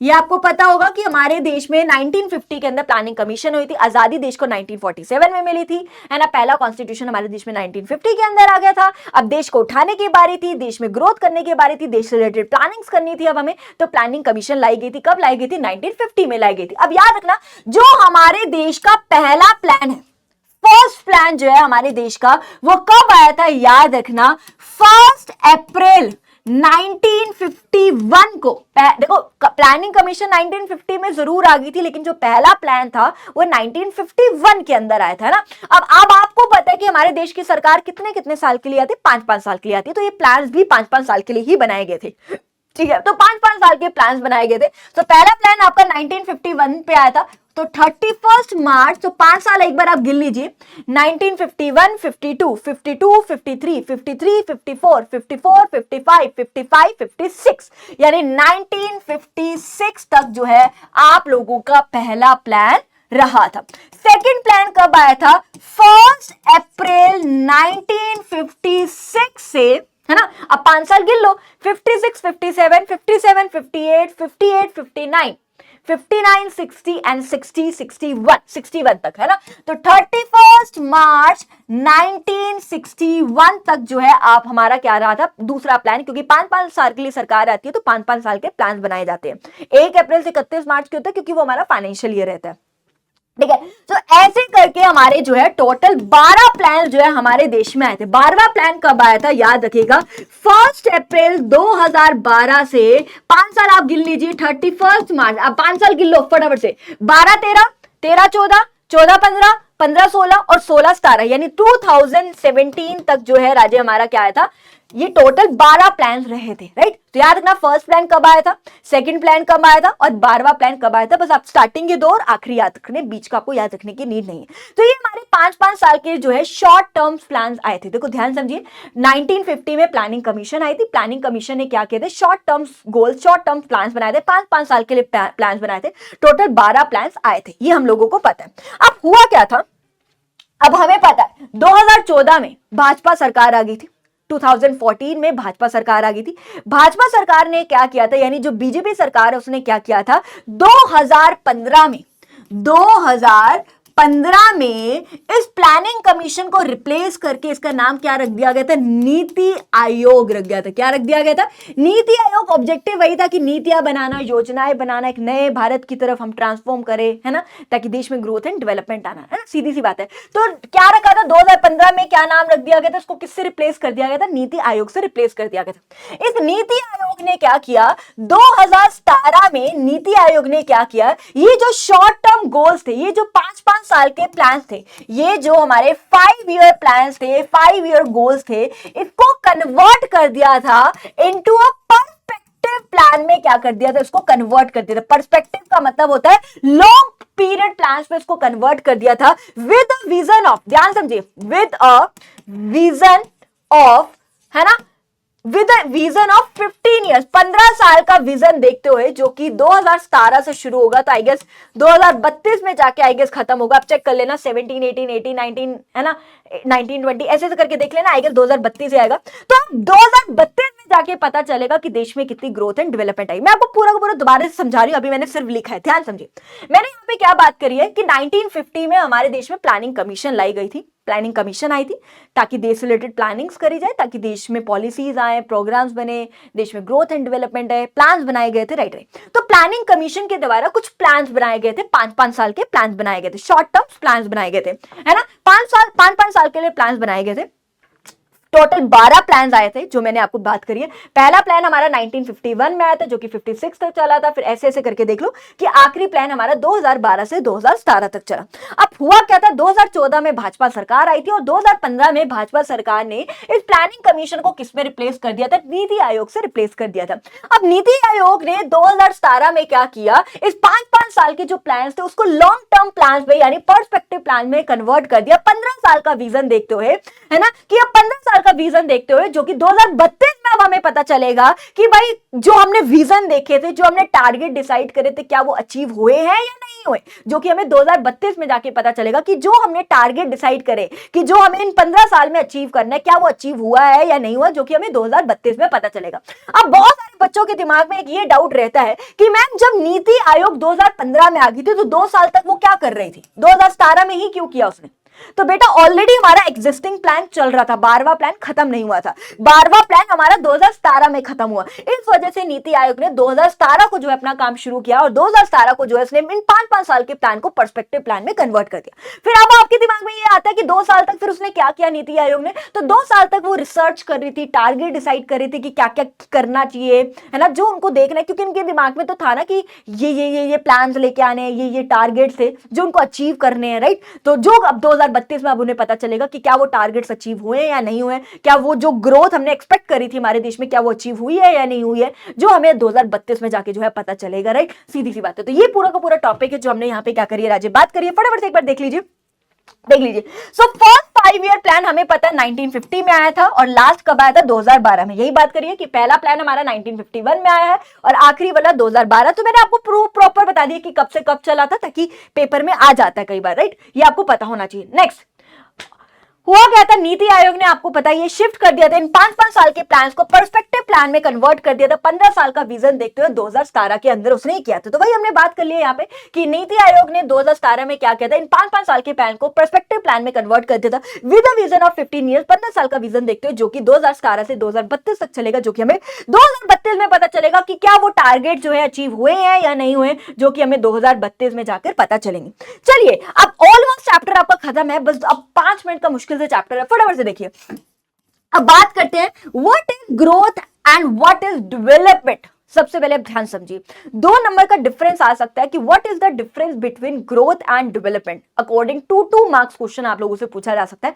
बेटा ग्रोथ क्या होती है, ग्रोथ एक नैरो कंसेप्ट है, ग्रोथ एक नैरो कंसेप्ट है, और डेवलपमेंट क्या है, एक ओवरऑल डेवलपमेंट की हम यहाँ पे बात कर रहे हैं। तो डेवलपमेंट क्या है, एक वाइडर कंसेप्ट है। तो पहला पॉइंट तो आप यही लिख सकते हो कि growth is a narrow concept and development is the wider concept. अब ग्रोथ का मतलब क्या है, ग्रोथ का मतलब होता है आज जीडीपी बढ़ना। और कब देश की जीडीपी बढ़ेगी, जब देश में प्रोडक्शन बढ़ेगी। तो देखो मैंने आपको पहले भी बताया, जितनी ज्यादा देश में प्रोडक्शन उतना ही ज्यादा देश का जीडीपी, और जितनी ज्यादा देश की जीडीपी होती है उतनी ही ज्यादा हमारी इकोनॉमी क्या करती है, ग्रोथ करती है। तो ग्रोथ का मतलब होता है देश का जीडीपी बढ़ जाना, और जीडीपी बढ़ने का मतलब है देश में प्रोडक्शन का बढ़ जाना, उसी को हम क्या बोलते हैं, ग्रोथ बोलते हैं, है ना। अब बात करते हैं व्हाट इज डेवलपमेंट। डेवलपमेंट क्या है, जहां पे हम ओवरऑल डेवलपमेंट की बात करें, एक वाइडर कंसेप्ट है। यानी डेवलपमेंट का मतलब है कि देश में ग्रोथ तो आना ही आना, यानी ग्रोथ आने का मतलब है देश का जीडीपी तो बढ़ना ही बढ़ना है, यानी देश में प्रोडक्शन तो बढ़ने ही बढ़नी, यानी ग्रोथ तो लाना ही लाना, प्लस देश में इक्विटी यानी इक्वेलिटी लेके आना, समानता लेके आना। अमीर गरीब का जो फर्क है वो धीरे धीरे देश में क्या आना, कम। देखो इनइक्वालिटी को खत्म नहीं किया जा सकता, अमीर गरीब कभी एक नहीं हो सकते, आपको भी पता है, बट उनके बीच में जो गैप है वो सरकार कम कर सकती है। यानी इनइक्वालिटी की प्रॉब्लम को कम करना सरकार का ऑब्जेक्टिव है, यानी देश में इक्वालिटी को लेकर आना, plus structural change in the economy. Structural change का मतलब है कि सरकार अपने स्ट्रक्चर्स में इस प्रकार चेंजेस करे कि वो तीनों ही सेक्टर्स पर इक्वली जो है ध्यान दे, यानी तीनों ही सेक्टर्स जो है हमारे इक्वली डेवलप करे। यानी गवर्नमेंट इस प्रकार से अपने स्ट्रक्चर में चेंजेस करे कि हमारे जो तीनों सेक्टर यानी प्राइमरी सेक्टर, सेकेंडरी सेक्टर और टर्शरी सेक्टर, यानी तीनों ही सेक्टर जो है वो हमारे इक्वल डेवलप करे, ये सरकार का एक ऑब्जेक्टिव है। अगर तीनों सेक्टर इक्वली डेवलप नहीं करे तो डेवलपमेंट में नहीं आएगा। ऐसा नहीं कि सरकार सिर्फ एग्रीकल्चर पे ध्यान दे रही है और इंडस्ट्रीज और टर्शरी पे ध्यान नहीं दे रही, या सिर्फ इंडस्ट्रीज पे ध्यान दे रही, एग्रीकल्चर और टर्शरी को इग्नोर कर रही, ऐसा ना करे सरकार। डेवलपमेंट मतलब एक ओवरऑल डेवलपमेंट की बात कर रहे हैं, यानी देश में ग्रोथ तो आना ही आना, यानी देश का जीडीपी तो बढ़ना ही बढ़ना, प्लस देश में इक्वालिटी तो आना ही आना, प्लस स्ट्रक्चरल चेंज करना अपने, यानी हमारे जो देश के तीनों ही सेक्टर्स हैं वो इक्वली डेवलप्ड हो, यानी एग्रीकल्चर सेक्टर भी, इंडस्ट्रियल सेक्टर भी, सर्विस सेक्टर भी, तीनों सेक्टर्स इक्वली क्या हो, डेवलप्ड हो, इक्वली ग्रो करे, राइट। ये नहीं कि एक सेक्टर डेवलप हो रहा है बाकी के 2 सेक्टर्स को इग्नोर किया जा रहा है, तो अच्छे से डेवलपमेंट नहीं। तीनों सेक्टर जब इक्वली डेवलप होना भी बहुत ज्यादा जरूरी है। तो वही बात करें तो ग्रोथ एक नैरो कंसेप्ट है, डेवलपमेंट एक वाइडर कंसेप्ट है। डेवलपमेंट में ग्रोथ तो होना ही होना, प्लस देश में इक्वालिटी तो आना ही आना, प्लस अपने स्ट्रक्चर में चेंजेस करें, है ना। मतलब इस प्रकार से हम अपने स्ट्रक्चर में चेंजेस करें कि हमारे जो तीनों सेक्टर्स है वो इक्वली क्या करें, ग्रोथ करें। Am I clear? सभी बच्चों को क्लियर हो कि ग्रोथ और डेवलपमेंट में क्या फर्क है? काफी ज्यादा इंपॉर्टेंट है, इसको भी स्टार मार्क कर लीजिएगा। 2 नंबर के हिसाब से आप लोगों से पूछा जा सकता है आप लोगों के एग्जाम में। अब बात करते एक छोटा सा टॉपिक है जो लास्ट टॉपिक है, इंपॉर्टेंट नहीं है इतना ज्यादा, बट स्टिल हम लोग कर लेंगे। What is paradox of savings and investment? Paradox paradox का मतलब क्या होता है, ध्यान समझिए। पैराडॉक्स का मतलब होता है नुकसान। पैराडॉक्स का मतलब क्या है राजे, नुकसान। यानी बहुत ज्यादा सेविंग्स के क्या नुकसान है, और बहुत ज्यादा अगर हम इन्वेस्टमेंट करते हैं तो उसके भी क्या नुकसान है। तो मैंने बढ़िया से फ्लो चार्ट के थ्रू समझाया गया ताकि आपको इजीली समझ आ जाए। अगर हम बहुत ज्यादा सेविंग्स करते हैं तो उसके क्या नुकसान है। देखो, अब मैं बहुत ज्यादा सेविंग्स कर रही हूं, यानी मैं मोर सेविंग्स कर रही हूं, यानी मैं अपना पैसा बहुत ज्यादा बचा रही हूं। मैं जितना भी कमाती हूं मैं बहुत ज्यादा पैसा उसको बचा रही हूं, यानी खर्च नहीं रही हूं। अगर मैं खर्च नहीं रही हूं मतलब मैं डिमांड क्या कर रही हूं, कम कर रही हूं। मैं बहुत ज्यादा अगर सेविंग्स कर रही हूं इसका मतलब ऑब्वियस सी बात है मैं पैसा बचा रही हूं, घर पर रख रही हूं, मैं खर्च कम रही हूं उस पैसे को। अब खर्च कम रही हूं मतलब मैं डिमांड कम कर रही हूं। अगर मैं खरीद ही नहीं रही हूं तो बनाने वाला क्यों बनाएगा, तो देश में प्रोडक्शन क्या हो जाएगी, कम। अगर देश में प्रोडक्शन कम है तो ऑब्वियसली लोगों के पास अनएम्प्लॉयमेंट बढ़ जाएगी, यानी देश में नौकरियां कम, है ना। नौकरियां कम तो लोगों के पास पैसा कम, पैसा कम तो फिर से लोग खरीदेंगे कम, खरीदे कम तो फिर से डिमांड, मतलब देखो पैसा कम तो लोग खरीदेंगे कम, खरीद नहीं रहे तो बनाने वाला क्यों बनाएगा, बनाने वाला नहीं बना रहे तो फिर से देश का जीडीपी कम, और जीडीपी कम तो हमारी इकोनॉमिक ग्रोथ और डेवलप नहीं करेगी। इन शॉर्ट, अगर आप शॉर्ट में भी लिखना चाहो, मैं आपको दोनों पर्सपेक्टिव समझा रही हूं। I repeat my self. देखो, अगर तुमसे पूछा जाए पैराडॉक्स सेविंग्स के बारे में, 2 नंबर के प्रोस्पेक्टिव से पूछा तो इतना ज्यादा एक्सप्लेन करने की जरूरत नहीं, क्योंकि पहले पैराग्राफ पे थोड़ा एक्सप्लेन करके फिर फ्लो चार्ट बनाना है तुम्हें। तो 2 नंबर के हिसाब से पूछा तो पता क्या लिखना, सिर्फ कि बहुत ज्यादा सेविंग्स करने का मतलब है हम कम खरीद रहे हैं, कम खर्च रहे हैं, कम डिमांड करें। जब डिमांड कम करे तो देश में प्रोडक्शन कम, और प्रोडक्शन कम तो देश का जीडीपी कम, और जीडीपी कम तो हमारी इकोनॉमी क्या करेगी, ग्रोथ क्या करेगी, हमारी इकोनॉमी कम करेगी। सिंपल, यहीं तक खत्म कर देना, बात खत्म। 2 नंबर के हिसाब से पहले उसको एक्सप्लेन करना और उसके बाद फ्लो चार्ट इतना बना देना। लेकिन अगर यही क्वेश्चन 4 नंबर के हिसाब से पूछा जाए, पैराडॉक्स और सेविंग्स का 4 नंबर, तो थोड़ा सा आपको कंटेंट ज्यादा लिखना पड़ेगा। 4 नंबर के हिसाब से पूछे तो ज्यादा चीजें आपको यहाँ पे लिखनी पड़ेगी। तो आप थोड़ा सा उसको घुमा फिरा के बढ़ा दोगे चीजें कि भाई ज्यादा पैसा अगर मैं बचा रही तो मतलब कम खर्च रही हूँ, कम खर्च रही हूँ, खरीद नहीं रही तो बनाने वाला क्यों बनाएगा। जब बनाने वाला नहीं बना रहे तो लोगों के पास नौकरियां कम हो जाएगी, नौकरियां कम है तो लोगों के पास पैसा कम, पैसा कम तो फिर से लोग और कम खरीदेंगे, और कम खरीद रहे तो बनाने वाला और कम बनाएगा, और कम बनेगा तो जीडीपी कम, जीडीपी कम तो देश में क्या आ जाएगी, ग्रोथ क्या हो जाएगी, कम। 4 नंबर के हिसाब से आया तो थोड़ा सा खींच देना, अगर 2 नंबर के हिसाब से आया तो यहीं पर आके खत्म कर देना। क्यों बात को खींचना है कि पैराडॉक्स मतलब नुकसान क्या, सेविंग्स की बहुत ज्यादा सेविंग्स कर रही हूं मतलब कम खर्च रही तो बनाने वाला कम बनाएगा, कम बनाएगा तो देश का जीडीपी कम, जीडीपी कम तो देश में ग्रोथ क्या होगी, कम होगी। सिंपल सी बात है, यहीं तक खत्म कर देना 2 नंबर के हिसाब से। अब आती बहुत ज्यादा इन्वेस्टमेंट के क्या नुकसान है।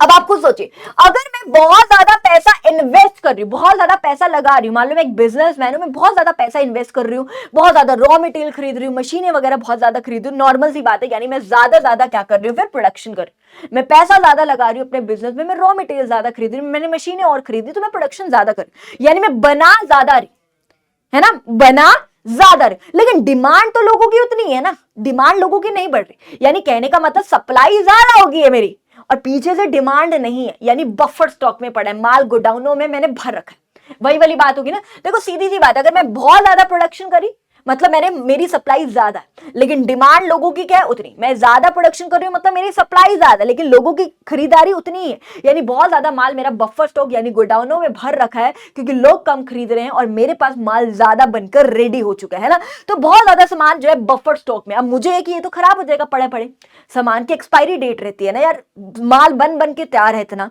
खरीदने वाले खरीद नहीं रहे, तो ऑलरेडी मेरे पास इतना ज्यादा बफर में स्टॉक पड़ा हुआ है, इतना ज्यादा माल गोडाउन में पड़ा हुआ है, मुझे एक एक्सपायरी हो जाएगा तो कहीं ना कहीं मुझे निकले पड़े कि एटलीस्ट मैं अपना खर्चा तो निकालूं, मैंने जो बनाने पर खर्चा किया है ना।